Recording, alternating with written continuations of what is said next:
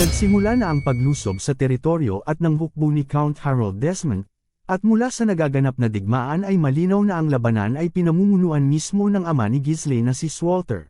Sa gitna ng sagupaan, iniutos niya sa kanyang mga kawal na sumugod at huwag mag-iwan ng sinumang buhay sa panig ng kalaban. Sa mga sumunod na sandali, nagbanggaan ang dalawang puwersa, kabilang ang hanay ni Count Harold Desmond, ang kanyang mga elite force na two wing-headed knights, at ang hukbo ni Walter. Nadagdagan pa ang kanilang puwersa ng mga kawal na nagmula sa hukbo ni Marquis Branford, habang ang mga sundalo ay sumisigaw at nagpapakita ng matinding hangaring lipulin ang kanilang mga kalaban. Gayunman, habang tumatagal ang labanan ay lalong naligay sa alanganin ang panig ni Count Harold Desmond sapagkat kakaunti na lamang ang natitirang kabalyero sa kanyang hanay. Dahil sa matinding pagkapagod, kapansin-pansing ng hina ang kanyang mga kabayo at maging ang kanyang mga piling mandirigmang elite two wing-headed knights, dahilan upang lalo silang madahado sa bakbakan. Sa gitna ng kaguluhan, ipinabatid ng mga kawal ni Count Harold Desmond na bumagsak na ang kanilang harapang linya at hindi na nila mapipigilan ang rumaragasang puwersa ng kalaban. Kasabay nito, ang ilan sa mga sundalo at kabalyero ni Harold ay humihingi na ng agarang utos, samantalang ang iba naman ay nababahala at nagtatanong kung nasaan na si Count Harold Desmond sa mga sandaling iyon. Sa gitna ng nagaganap na labanan, makikitang labis ang galit ni Gordon sa biglang pagkakabaligtad ng sitwasyon. Siya mismo ang nanguna sa paglusob, tanga ng kanyang napakalaki at napakabigat na pamalo, at walang awang pinaghahambalos at ibinabalagbag ang mga kawal ni Count Harold Desmond. Bagaman tila nawawalan siya ng lakas kanina, sa mga sandaling iyon ay muling nabuhay ang kanyang sigla at tapang, at siya pa ang naging bukal ng motibasyon para sa kanyang mga kasama. Patuloy niyang hinahamak ang mga sundalo ni Count Harold Desmond at ipinapahayag na pinababa niya ang mga ito sa kanilang mga kabayo, tinuturing silang mga lapastangan, at ipinadarama na ang oras ng kanilang pagdurusa ay dumating na. Dahil walang dumarating na utos mula kay Count Harold Desmond, isa sa kanyang piling mandirigma na kabilang sa mga two wing-headed knights ang nagpasya na pangunahan ang kanyang mga kasamahan. Ipinaabot niya sa mga ito na hindi na nila dapat hintayin pa ang utos ng kanilang pinuno sapagkat lalo lamang silang madedehado kapag humaba pa ang labanan. Kasabay nito, mahigpit niyang ipinaalala na hindi dapat masira ang kanilang formation, kaya naman agad na naghanda ang kanilang hanay at sabay-sabay na sumalakay ng diretsyo patungo sa puwersa ni Gordon. Sa bahaging iyon ng labanan ay makikita rin sina Vanessa, Galveric at Alfoy, habang ang mga kawal sa unahan ay nagpapahayag ng matinding hangaring lipulin ang mga kaaway sa kanilang harapan, alinsunod sa sigaw ng mga two wing-headed knights mula sa kampo ni Count Harold Desmond. Sa mga sandaling iyon, muling nabawasan ang yabang ni Gordon at agad siyang namutla sa labis na pagkabigla. Hindi siya makapaniwala na nagawa pang bumawi ng kalaban, sapagkat inaasahan niyang pananghinaan na sana ng loob ang mga ito. Samantala, isa sa kanyang mga kasamahan ang nagpahiwatig ng pagkainis at sinisi ang labis niyang pagpapasikat at pag-aastang mahalaga, sapagkat puro padalos-dalos na pagsugod umano ang naging dahilan kung bakit sila ngayon ang pinupuntirya ng kalaban. Sa likuran naman ay makikitang labis ang panghihina ni Alfoy, at ang kanyang mukha ay halos butot balat na lamang sa tindi ng pagkahapo. Ipinahihiwatig din niya ang kanyang pagkadismaya dahil pakiramdam niya ay wala nang natitirang lakas sa kanya sapagkat tila naubos na ang lahat dahil kay Vanessa. Ngunit sa mismong sandaling halos maabot na sila ng mga sumasalakay na kalaban, isang malakas na sigaw ang biglang umalangaw-ngaw. Kasabay nito, mabilis na pinaulanan mula sa himpapawid ng mga pana ng crossbow ang hukbo ng mga two wing-headed knights ni Count Harold Desmond. Labis itong ikinagulat ni Gordon at ng iba pa sa ibaba. Nang mapatingin sila sa itaas ng burol, isang figure ang kanilang namataan na tila matagal nang naghihintay sa pagkakataong iyon at ngayon ay lantaran ng ipinahihiwatig ang pagkainis sa kanilang katigasan ng ulo. Dahil dito, napalingon ang lahat upang tukuyin kung sino ang taong tila mayabang na nagpapakita ng sarili sa gitna ng kaguluhan. Hindi nagtagal ay nabunyag na si Claude pala ang dumating upang sumaklolo sa kanila, at buong taas noo niyang ipinakita na ang kanyang pagdating ay naganap sa mismong tamang sandali. Kasama niya ang kanyang mga kawal na may dalang mga crossbow na puno ng mapanganib na mga sandata. Sa sumunod na sandali, iniunat ni Claude ang kanyang kamay bilang hudyat ng pag-atake at iniatas sa kanyang hukbo na paulanan ng mga pana ang mga kabalyero ni Count Harold Desmond, habang malinaw na layunin nilang walang iwang buhay sa hanay ng kalaban. Pagkaraan ng tuwirang utos ni Claude, agad itong sinunod ng kanyang mga kawal. Walang pag-aatubili nilang pinakawalan ng harapan ng mga palasong mula sa kanilang mga crossbow, na pinalakas pa ng mana. Kaya ang mga two-winged knights ay tila naging mga lantad at malalapit na panterya sa kanilang harapan. Nagbigay rin si Claude ng panibagong utos sa iba niyang hukbo na tulungan sina Vanessa at Gordon upang makalayo sa gitna ng labanan at makapagpahinga. Samantala, nagsimula namang tumakas palayo si Kaor habang sakay si Put at kasama si Jillian. Sa gitna ng kanilang pag-urong ay kapansin-pansing waring hindi na inaalintana ni Kaor ang matinding pinsalang tinamo ni Jillian, sapagkat sa tuwing may nakakasalubong silang mga kalaban ay ginagamit pa niya ito bilang panghampas laban sa mga kabalyero. Si Swalter naman ay walang awang patuloy sa pagdurog sa hanay ng mga two-winged knights ni Count Harold Desmond. Mula roon ay lalo pang lumubha ang kalagayan ng labanan para sa panig ni Count Harold Desmond nang tuluyan ng sumabak sa digmaan ang mga mamamana ni Claude. Sa huli, ang buong battlefield ay nabalot ng matinding karahasan at pagdanak ng dugo. Mula sa mga pangyayaring iyon ay naging malinaw kung bakit hindi na nakapagbigay ng utos si Count Harold Desmond, sapagkat sa mga sandaling iyon ay abala siya sa pakikipagtunggali kay Ghislaine. Bagaman nag-uumapo ang kanyang galit kay Ghislaine, patuloy niyang ipinahihiwatig ang matinding puot dahil itinuturing niyang si Ghislaine ang humaharang at sumisira sa kanyang mga plano. Hindi nagtagal ay muling nagsalpukan ang kanilang mga espada, at doon ay makikitang kapwa sila nagsusukatan ng galaw at walang ibinibigay na puwang na maaaring pagmulan ng kalamangan ng kalaban. Sa bawat pagkilos ni Ghislaine, maging sa mga biglaang pag-atake nito mula sa likuran, mabilis namang nakakaiwas si Count Harold Desmond at nakagagawa pa ng malinaw na mga ganting atake. Gayunpaman, dahil sa liksi ni Ghislaine at sa pambihira nitong pamamaraan ng pakikipaglaban, nagawa niyang gamitin ng husto ang bawat galaw niya nang walang kahirap-hirap. Sa gitna ng bakbakan ay madali niyang nasipa ang mukha ni Count Harold Desmond matapos itarak ang kanyang espada sa lupa. Ginamit niya yun bilang sandigan upang makapagbigay sa sarili ng sapat na momentum para umikot sa ere. Dahil dito ay nakapagpakawala siya ng malinis na tama sa mukha ni Count Harold Desmond, na naging sanhi upang mapasuka ito ng dugo at mapa-atres. Kasunod nito ay agad na inihanda ni Ghislaine ang isang nakamamatay na pag-atake sa pamamagitan ng diretsyong paghataw sa harapan ng kanyang kalaban, ngunit nakabawi rin kaagad si Count Harold Desmond sa tulong ng kanyang espada. Subalit mula sa puntong iyon ay lalo pang nanaig si Ghislaine, sapagkat dahil sa karanasan niya sa nakaraan bilang isang mercenaryo ay hindi na siya malinaw na masabayan ni Count Harold Desmond. Dahil sa kakaiba at mahirap basahing paraan ng kanyang pakikipaglaban, ang bawat mabibigat na pag-atake ni Ghislaine ay nagbunga lamang ng patuloy na pag-atres at unti-unting pagluhod ni Count Harold Desmond. Sa kasagsagan ng laban ay ibinuhos ni Count Harold Desmond ang lahat ng kanyang sama ng loob at ipinahihiwatig na namuhay siya ng walang kapintasan at ang kanyang mga plano ay palaging perpekto.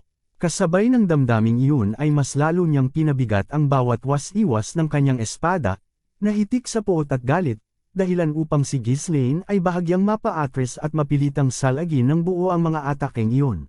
Ipinadama rin ni Count Harold Desmond ang paniniwalang lagi niyang ginabayan ang kanyang angkan sa tamang landas, at kaakibat nito ay isang tuwirang saksak na itinuring niyang pangwakas na atake. Gayunman, madali na naman itong naiwasan ni Ghislaine sa tamang sandali. Hindi pa roon natapos ang pagbubuhos ng damdamin ni Count Harold Desmond, sapagkat ipinapahayag din niya na walang puwang ang pagkakamali sa kanyang buhay. Ngunit matapos lamang niyang maipahiwatig iyon ay agad namang nakapagpakawala si Ghislaine ng isang malakas at diretsyong sipa sa tiyan ni Count Harold Desmond, dahilan upang muli itong mapasukan ng dugo at mamilipot sa tindi ng galit at sakit. Habang nakahandusay sa lupa si Count Harold Desmond, duguan at lupaypay, ipinahihiwatig niya ang matinding hinagpis, galit, at paninisi sa lahat ng kanyang naging karanasan, na para sa kanya ay bunga ng pangangahas at pakikialam ni Ghislaine. Sa kabila ng kanyang kalagayan, walang anumang pag-aatubiling naghanda si Ghislaine ng isang nakamamatay na pag-atake, sapagkat malinaw na desidido na siyang tapusin si Count Harold Desmond sa mismong harapan niya. Nang nasa itaas na si Ghislaine at nakahanda ng ibagsak ang kanyang malakas na hampas, si Count Harold Desmond ay nagpahayag ng matinding pagkalito at desperasyon sa dahilan ng lahat ng ito at sa naging pagkilos ni Ghislaine laban sa kanya. Gayunman, hindi na pinansin ni Ghislaine ang mga sigaw at pagbubulalas ng kanyang kalaban. Sa halip, agad niyang pinakawala ng isang tuwirang hampas mula sa itaas. Nasa lagman iyon ni Count Harold Desmond, ang lakas ng tama ay naging dahilan upang muli siyang bumagsak sa lupa. Kasabay nito, ang bigat at puwersa ng naturang pag-atake ay lumikha ng isang malakas na pagsabog na nagpalipad ng makapal na usok at alikabok sa paligid ng larangan ng digmaan. Sa pag-aakalang tapos na ang laban, napatingala si Ghislaine at nagtaka ng unti-unti ng hamupa ang alikabok sa paligid. Doon niya napagtanto na ang kanyang huling pag-atake ay malinis na nosalag ni Count Harold Desmond. Sa kabila ng matinding pagkapagod at kakatwang panginginig ng katawan, ipinahihiwatig ni Count Harold Desmond ang kanyang galit at paghamak kay Ghislaine, na worry hindi niya matanggap na nagawa siyang yayanigan at itulak sa ganoong kalagayan. Habang dahan-dahan niyang itinataas ang kanyang espada, ang sandata naman ni Ghislaine ay nananatiling nakadiin pababa, subalit ipinadama ni Count Harold Desmond na mula ng unang kumilos si Ghislaine ay sunod-sunod nang gumuho ang lahat ng kanyang plano.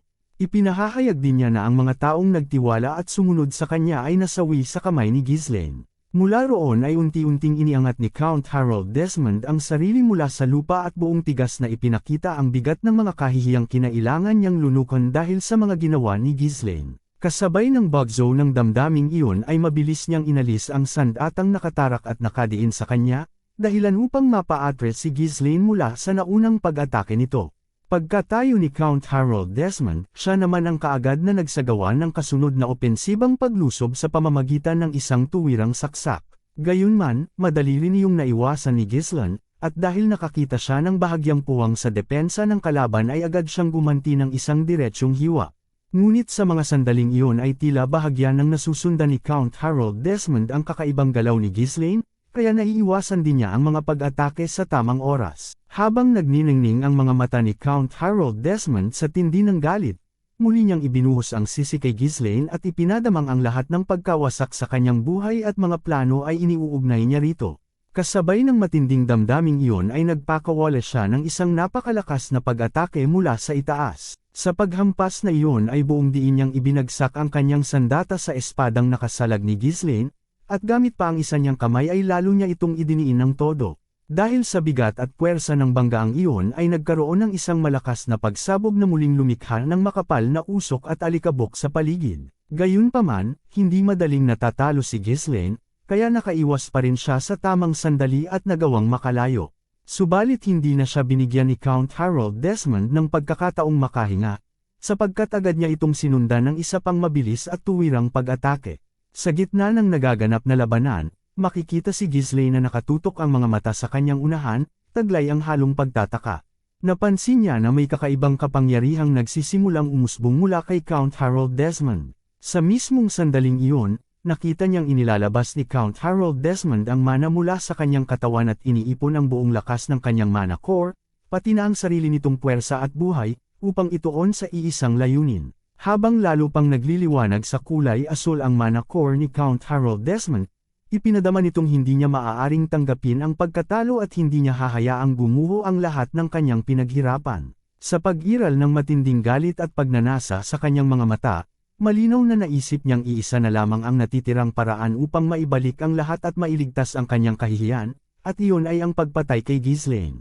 Kasabay ng pag-apo ng killing intent ni Count Harold Desmond, bigla siyang sumugod ng ubod ng bilis, halos hindi na masundan ng mata, at tila nag-iwan pa ng after image habang sa isang iglap ay narating niya ang kinatatayuan ni Ghislaine. Sa kabila nito, nanatiling kalmado si Ghislaine at marahang minasdan ang naturang pag-atake, na parabang matagal na niya itong inaasahan at napaghahandaan. Ngunit pagkalabas ng atake ni Count Harold Desmond, isang helmet ang biglang lumipad paitaas sa himpapawid, kasabay ng malakas na pagbulwak ng dugo at matinding liwanag, dahilan upang magmukhang tinamaan ng malinis si Ghislaine. Sa unang tingin ay tila matagumpay ang naging pag-atake, sapagkat malinaw na tumama ang espada ni Count Harold Desmond sa kanyang direksyon. Gayunman, nang lumino ang nangyari, nabunyag na ang espada ni Count Harold Desmond ay madali lamang nasalag ni Ghislaine gamit ang sarili nitong sandata, at ang tanging tunay na napuruhan ay ang kanyang helmet, na siyang napalipad sa ere. Dahil dito, malinaw na nabigla si Count Harold Desmond at hindi halos makapaniwala sa nasaksihan. Sa sumunod na sandali, ipinahayag ni Ghislaine ang bigat ng damdaming matagal na niyang dinadala laban kay Count Harold Desmond. Ipinadama niya na hanggang sa kasalukuyan ay hindi niya pa rin malimutan ang kawalan at sakit na kanyang naramdaman noong napatay niya ito noon, at na kahit paulit-ulit pa niyang pagtatagain ang bangkay nito ay hindi pa rin mawawala ang kirot na iyon. Habang mabigat at seryoso ang kanyang tinig, sumagi sa isip ni Ghislaine ang kanyang pamilya, lalo na ang kanyang ama na nagsilbing pundasyon ng kanilang angkan, ang kanyang kapatid, ang anak ni Jillian, at si Vanessa na naging isa sa mga unang haligi ng kanyang paglalakbay. Kasabay nito ay binalikan din niya sa isip ang pagbuo ng kanyang mga hukbo, kasama si Alfoy na sa kabila ng pagiging istorbo at duwag sa tuwing may labanan ay tinanggap pa rin niya, gayon din si Gordon na puno man ng yabang ay naging bahagi pa rin ng kanyang hanay, pati na ang iba pang mga mercenaryong kanyang pinili. Mula roon ay sumagi rin sa isip niya ang pagtatatag ng kanyang matitinong sundalo at mga ministro, kung saan kabilang sina Kaor, Jillian, at Belinda. Lahat ng mga taong ito ay pawang nawala sa nakaraan niyang buhay, at sa mga sandaling iyon ay malinaw sa kanya na sila ang naging dahilan kung bakit siya nagsusumikap ng husto. Dahil dito, tumibay sa kalooban ni Ghislaine na hindi niya hahayaang ang mga taong nawala sa dati niyang buhay ay muling mawala sa kanyang kasalukuyan. Ipinahayag niya kay Count Harold Desmond na papatayin niya ito alang-alang sa kanila at upang matiyak na hindi sila tuluyang mawawala sa kanyang buhay. Kasabay ng matibay na pasyang iyon, biglang bumulwak ang isang kulay dugo na enerhiya mula sa puso ni Ghislaine, hudyat na binuksan na rin niya ang kanyang mana core nucleus. Sa harap ng pambihirang lakas na iyon, napaatras si Count Harold Desmond at namutla sa di matapusang pagkabigla, sapagkat batid niyang ang nasasaksihan niya ay kakaiba at malayong naiiba sa lahat ng mana core na nakita niya noon. Hindi pa man lubos na nakapaghahanda at nakapag-iisip si Count Harold Desmond ay agad nang nagpakawala si Ghislaine ng isang tuwirang saksak patungo sa kanyang mukha. Nagawa man ni Count Harold Desmond na makailag sa tamang sandali, hindi pa rin niya tuluyang naiwasan ang naturang pag-atake, kaya nataman ang kanyang kanang tainga at tuluyang napunit iyon. Dahil dito, nagngitngit siya sa tindi ng sakit at lalo pang umugang ang kanyang galit. Mula roon ay sunod-sunod ding nagpakawala ng mga pag-atake si Ghislaine habang sabay nang ginagamit ang dalawa niyang sandata. Hawak niya sa kaliwang kamay ang espada at sa kanang kamay ang napakalaking palakol, ngunit sa kabila nito ay wala pa ring awat si Ghislaine sa marahas at mabibigat na pagbalagbag ng kanyang mga sandata. Sa bawat pagsalag ni Count Harold Desmond sa espada ni Ghislaine ay agad din itong nasusundan ng isa pang nakamamatay na atake, dahilan upang lalo siyang mahirapan sa pakikipagsabayan sa bilis at bangis ng kanyang kalaban. Sa kasagsagan ng laban, nang tuluyan ng ma-corner ni Ghislaine ang espada ni Count Harold Desmond, bigla niya itong hinatak, bagay na lubos na ikinagulat ng huli. Ang sandaling pagkabiglang iyon ay naging sapat na puwang para kay Ghislaine upang makapagpakawala ng isang malinis at tuwirang saksak sa dibdib ni Count Harold Desmond. Dahil dito ay muli itong napasukan ng dugo at napilipit sa matinding sakit. Hindi pa roon nagtapos ang walang humpay na offense iba ni Ghislaine, sapagkat agad niya itong sinundan ng isa pang malinaw at malakas na hiwa na tumama ng wasto kay Count Harold Desmond. Ang naturang pag-atake ay nagbukas muli ng pagkakataon upang lalo pang madiin ang kalaban, kaya mabilis na iwi na siwas ni Ghislaine ang kanyang espada. Sa mga sumunod na sandali ay makikita na lamang ang kamay ni Count Harold Desmond na nakakapit pa sa espada habang lumulutang na sa ere, kudyat ng tuluyang pagkakaputol nito. Bagaman sinubukan pang umatras ni Count Harold Desmond upang makaiwas at makapagbigay ng kaunting distansya, hindi na siya binigyan ni Ghislaine ng kahit anong pagkakataon. Agad siyang sinugod nito at patuloy na pinilit na tapusin ang laban. Sa mga sandaling iyon, habang unti-unti nang pinanghihinaan ng ulirat si Count Harold Desmond at batid na niyang siya ay lubos ng dahado, bumalot sa kanya ang galit at pagsisisi. Sa kanyang isip ay malinaw ang pag-amin na noon pa man ay si Ghislaine ang dapat niyang inasinta at dinurog sa simula pa lamang, sa halip na ang kapatid nito. Gayunman, hindi na niya naituloy pa ang pagbubuhos ng mga salitang iyon, sapagkat sa mismong sandaling iyon ay mabilis na siyang sinunggaban ni Ghislaine ng isang tuwirang saksak sa puso, sa bahaging kinaroroonan ng mana core ni Count Harold Desmond. Sa kabilang panig ay lumipat ang tagpo sa isang marangya na silid kung saan makikita ang isang matandang lalaki na mariing ipinupukol ang kanyang bastong may anyong ahas sa sahig. Sa bawat pagdiin niya nito ay malinaw ang awtoridad na kanyang ipinahahayag, at kasabay nito ay mahigpit niyang pinatahimik ang mga kasama sa loob ng silid. Nang lumino ang tagpo, nabunyag na naroon ang dalawang defense minister, isang lalaki sa harapan, at isang misteryosong kawal sa kanyang likuran. Doon ay nahayag na ang matandang iyon ay si Count Delphin. Sa harap ng kanyang mga ministro, ipinadama niyang tila labis ang kanilang pag-aalala, na parabang labis silang nabigla sa biglaang digmaang inilunsad ni Count Harold Desmond. Isa sa mga ministrong may blondeng buhok ang nagpahiwatig na ang naturang pangyayari ay isang malaking paghamak sa Ducal House. Sinundan naman ito ng kanyang kasamahan, na nagpahayag na dahil sa insidenteng iyon ay nakuha nila ang matinding puot ng pamilyang Rayfold at may ulat pang lahat ng mga noble na kapanig ng duke sa kabisera ay ipinakulong na. Pagkarinig nito ay lalong tumindi ang pagkairita ni Count Delphin, at ipinaramdam niya sa kanyang mga ministro na kung nayayanig sila sa isang bagay na para sa kanya ay maliit lamang, lalo lamang nilang ipinakikitang hindi nila nauunawaan ang tunay na kalagayan.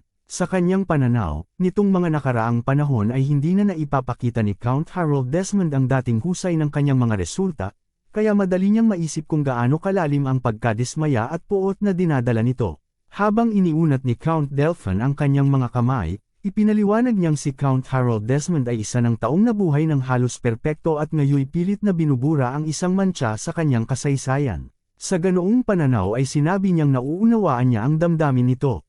Kasabay nito ay buong sigasig niyang ipinahiwatig sa mga ministro na kung hindi man lamang nila kayang unawain ang puso ng isang tao, ay hindi nila dapat tawagin ang kanilang mga sarili na tunay na tagapayo ng marangal na si Prince Delphine. Dahil dito ay napaisip ng bahagya ang kanyang mga ministro, at isa sa kanila ang nagpahayag na tiwala silang masasakop ni Count Harold Desmond ang hilaga at ang kanilang ikinababahala lamang ay ang mangyayari pagkatapos. Kaagad naman itong sinang-ayunan ng isa pa, na nagpahiwatig ng pag-aalinlangan kung susunod pa ba si Count Harold Desmond sa mga utos ng lokal na pamunuan oras na makuha nito ang hilaga. Sa puntong iyon ay nagbago ang ekspresyon ni Count Delphin at lalong tumulim ang kanyang mga mata. Mahigpit niyang ipinaunawa sa lahat na sa sandaling sumiklab ang digmaang sibil, mapipilitan si Count Harold Desmond na sumunod, gustuhin man ito o hindi. Dahil sa pahiwatig na iyon ay biglang natahimik ang buong silid. Subalit hindi nagtagal ay ang kawal ni Count Delphin na nakatayo sa kanyang likuran ang nagpahayag ng sariling saloobin at nagtanong kung ano kaya ang mangyayari kung sakaling matalo si Count Harold. Agad itong pinabulaanan ng ministrong may blondeng buhok, na nagpahiwatig na hindi maaaring mangyari iyon, sapagkat para sa kanya ay isang kahangalan na mabigo ang hukbong may 3,000 tauhan ni Count Harold Desmond laban sa Fenris territory na may ilang libong kawal lamang. Ang naturang tanong ay nagdulot ng pag-usisa kay Count Delphin, kaya binalingan niya ang kanyang kawal at ipinahiwatig na marahil iyon ang totoong ikinababahala nito. Sa sandaling iyon ay makikitang may kulay ubing enerhiyang lumalabas mula sa misteryosong kawal sa likuran ni Count Delphin, habang ipinadama nito na gaya ng matagal na niyang sinabi, si Ghislaine ay hindi madaling kalaban. Ipinahiwatig pa niya na kung sakaling matalo ni Ghislaine si Count Harold Desmond, may higit pa siyang ikinababahala kaysa sa simpleng resulta ng laban. Gayunman, hindi na niya naituloy ang buong saloobin, sapagkat ang kanyang mga mata ay nagningning sa kakaibang pagnanasa at worry may mas malalim siyang iniisip. Mula roon ay lumipat muli ang tagpo sa kasalukuyang labanan, kasabay ng pagbuhos ng dugo sa lupa. Sa gitna ng madugong sagupaan ni Ghislaine at Count Harold Desmond, makikitang si Count Harold Desmond ay halos naliligo na sa sarili niyang dugo, samantalang si Ghislaine na nasa harapan niya ay hindi makapaniwala sa kanyang nasasaksihan. Sa sandaling iyon ay tila nagiging makahulugan ang hinala ng misteryosong kawal ni Delphin, na worry matagal nang nagbabala na maaaring ilabas ni Count Harold Desmond ang isang nakatagong kapangyarihan sa pinakahuling sandali. At iyon nga ang nangyari, sapagkat si Count Harold Desmond ay unti-unting nagmistulang isang nilalang na hindi naganap na tao. Ang kapangyarihang lumalabas mula sa kanya ay waring nagmumula sa mismong kadiliman, habang ang kanyang mga mata at balintataw ay nagkulay itim at tinamaan ng tuwid na gintong liwanag. Sa anyong iyon, ang kanyang mukha ay hindi nakahawig ng isang ordinaryong tao kundi ng isang tunay na demonyo. Huwag kalimutan i-click ang subscribe button at i-on ang notification bell para hindi ninyo ma-miss ang mga updates. Babalik ako bukas para sa isa pang exciting na episode. Hanggang sa muli, ingat kayo at tandaan, ang kaban ng bayan ay kailangan bantayan, o ang kinabukasan natin ay pupulutin sa kangkungan.